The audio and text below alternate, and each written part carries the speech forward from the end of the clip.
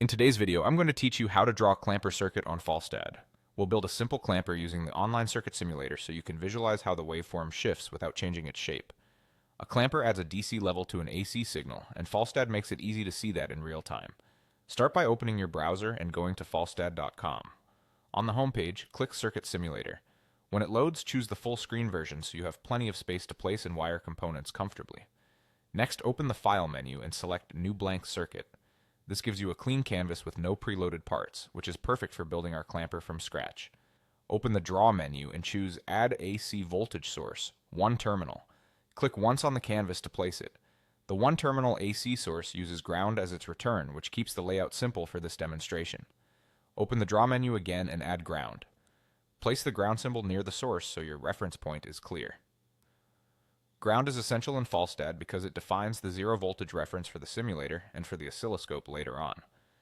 Back to the Draw menu, add a capacitor and place it to the right of the AC source so the signal flows from the source through the capacitor toward the output node. This capacitor is the key element that shifts the waveform up or down depending on the diode orientation. Now open Draw again and add a diode. Place the diode to the right of the capacitor and near ground. For a positive clamper, orient the diode so its cathode, the bar side, connects to the signal node and its anode goes to ground, clamping the negative peaks to around 0. For a negative clamper, reverse it. If you're unsure, hover over the diode to see its direction arrow in the simulator. Choose the Wire tool. Connect the AC source output to the left side of the capacitor. Connect the right side of the capacitor to the diode's cathode or anode, depending on your chosen clamp direction, and wire the other diode terminal to ground. Be sure the source's return path is tied to ground so the circuit forms a complete loop.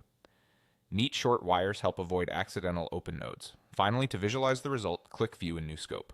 Select the signal node after the capacitor as your output, and if you like, add a second trace for the input. You should see the waveform shifted upward for a positive clamper or downward for a negative clamper with peaks limited by the diode drop. If the plot looks off, check diode orientation, wiring continuity, and that ground is connected. That's your clamper up and running in Falstad.